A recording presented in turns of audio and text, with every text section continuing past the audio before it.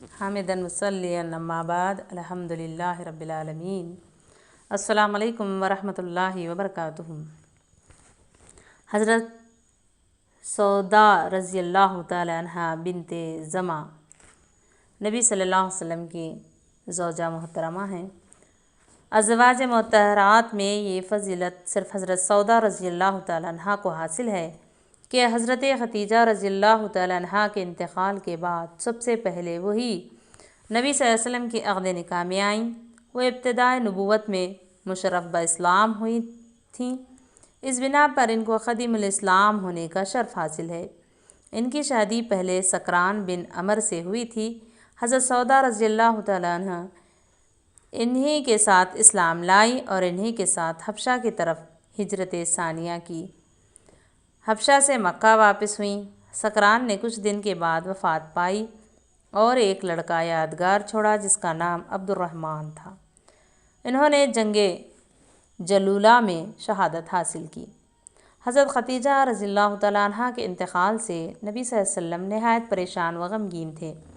یہ حالت دیکھ کر خولہ بنت حکیم نے عرض کی کہ آپ صلی اللہ علیہ وسلم کو ایک مونس اور رفیق کی ضرورت ہے۔ آپ نے فرمایا، ہاں، گھر بار بال بچوں کا انتظام سب ختیجہ کے متعلق تھا۔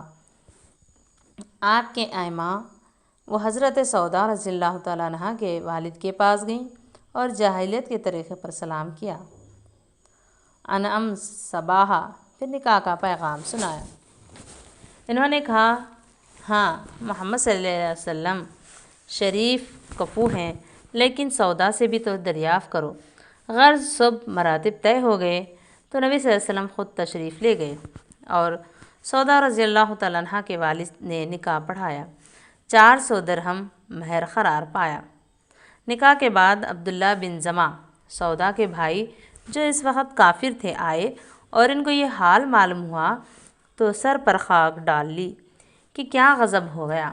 چنانچہ اسلام لانے کے بعد عبداللہ بن زمعہ اپنی اس حماقت شاری پر ہمیشہ افسوس آتا تھا۔ حضرت عائشہ رضی اللہ تعالیٰ عنہا اور سودا رضی اللہ تعالیٰ عنہ کا خطبہ اور نکاح چونکہ قریب ایک ہی زمانے میں ہوا، اس لیے مورخین اس میں اختلاف ہے کہ اس کو تقدم حاصل ہے۔ ابن اسحاق کی روایت ہے کہ سودا کو تقدم ہے، یعنی سودا کا نکاح پہلے ہوا۔ عبداللہ بن عقیل کا قول ہے کہ وہ حضرت عائشہ کے بعد نکاح میں آئی۔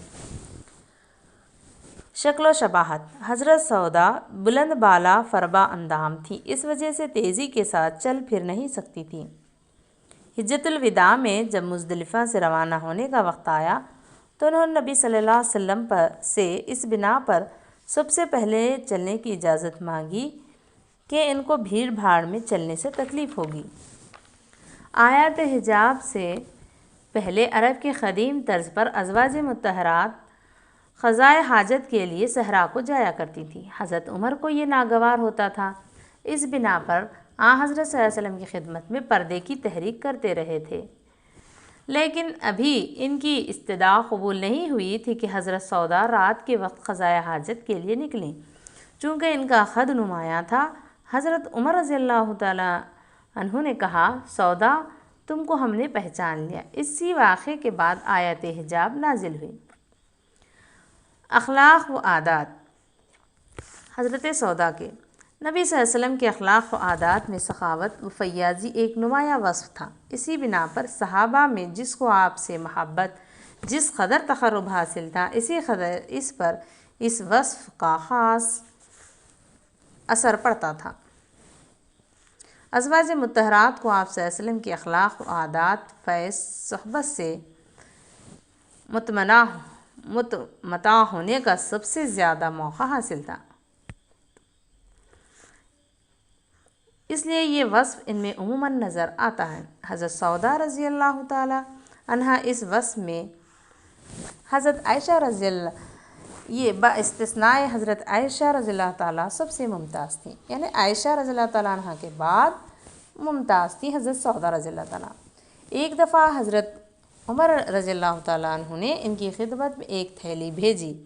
لانے والے سے پوچھا، اس میں کیا ہے؟ بولا، درہم۔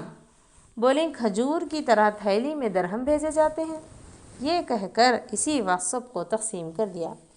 اطاعت اور فرما برداری بھی ان کا خاص وصف ہے۔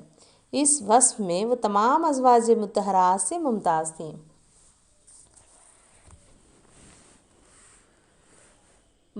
وفات بسند صحیح روایت کی حضرت عمر رضی اللہ تعالیٰ عنہ کے خلافت میں انتقال کیا۔ 23 ہجری میں وفات پائی حضرت عمر نے۔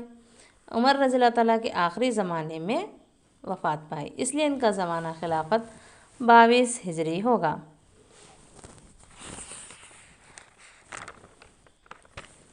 اللہ تعالیٰ صحابہ کے طرز پر ہماری زندگی کو گزارے، اللہ ہم سے راضی اور ہم اللہ سے راضی ہو جائیں، آمین۔ وآخر دعوانا الحمدللہ رب العالمین۔